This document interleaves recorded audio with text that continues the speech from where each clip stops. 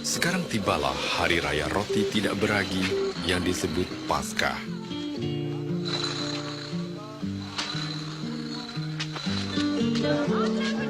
Yesus menyuruh Petrus dan Yohanes untuk pergi mempersiapkan perjamuan Paskah.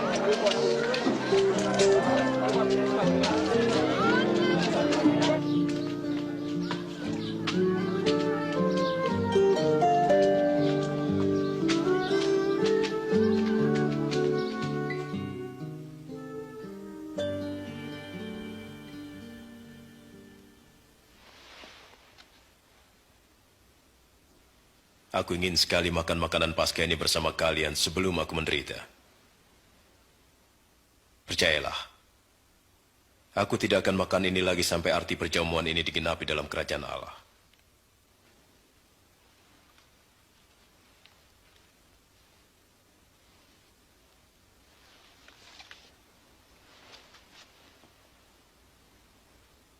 Terpujilah Engkau ya Tuhan Allah kami, Raja semesta alam, yang memberkati pokok anggur.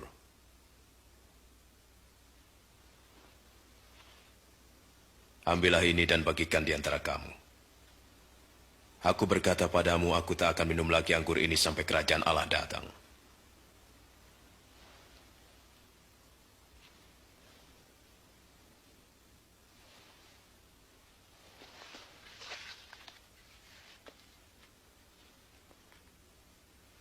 Terpujilah Engkau ya Tuhan Allah kami, Raja semesta alam, yang memberikan roti dari hasil bumi.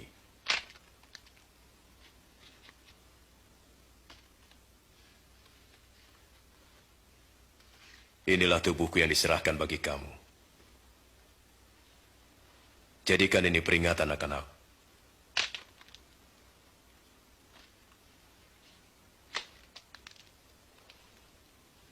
Cawan ini adalah perjanjian baru oleh darahku, yang ditumpahkan bagimu.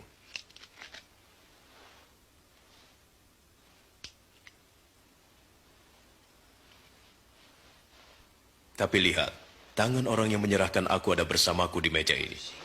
Dan sesungguhnya anak manusia harus mati seperti yang ditentukan Allah, tapi celakalah orang yang menyerahkannya. Tidak mungkin. Tidak mungkin. Mana mungkin? Siapa pengkhianat itu, Tuhan?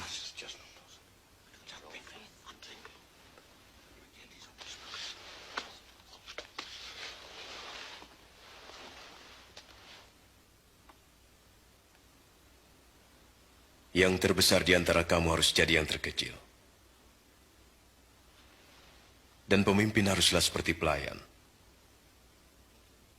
Sebab siapakah yang lebih besar? Yang duduk makan? Atau yang melayani? Tentu saja yang duduk makan. Tapi aku ada di tengah kamu sebagai pelayan. Kamu tetap tinggal bersamaku dalam segala pencobaan. Dan aku menentukan hak-hak kerajaan bagimu. Sama seperti Bapakku menentukannya bagiku. Kamu akan makan dan minum semeja denganku dalam kerajaanku. Dan kamu akan duduk di atas tahta untuk menghakimi ke-12 suku Israel. Jadi pengkhianat itu tak ada? Simon, Simon, lihat. Iblis telah menuntut untuk menampik kamu. Untuk memisahkan yang baik dari yang buruk seperti petani memisahkan gandum dari sekamnya. Tapi aku telah berdoa untukmu, supaya imanmu jangan gugur. Dan jika engkau sudah insaf, kuatkanlah saudara-saudaramu. Tuhan, saya bersedia masuk penjara dan mati bersama-sama dengan Engkau. Ingatlah Petrus, sebelum ayam berkokok hari ini, engkau sudah 3 kali menyangkali aku.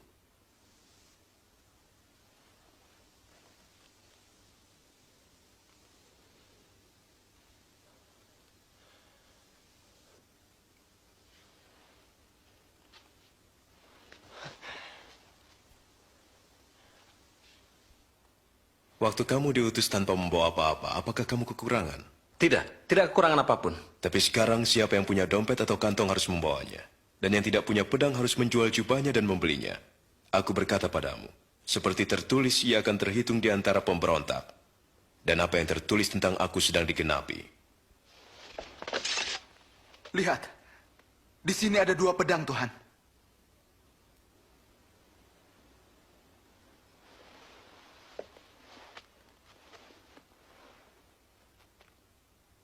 Itu cukup.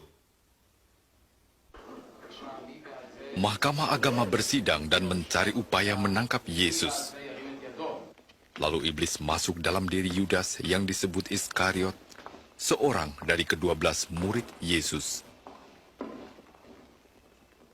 Lalu pergilah Yudas Iskariot kepada imam-imam kepala untuk menyerahkan Yesus. Yesus meninggalkan Yerusalem dan pergi ke Bukit Zaitun untuk berdoa.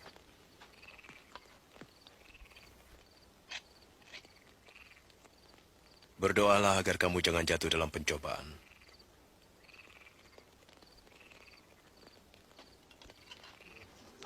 Yudas menjual Yesus dengan 30 keping perak.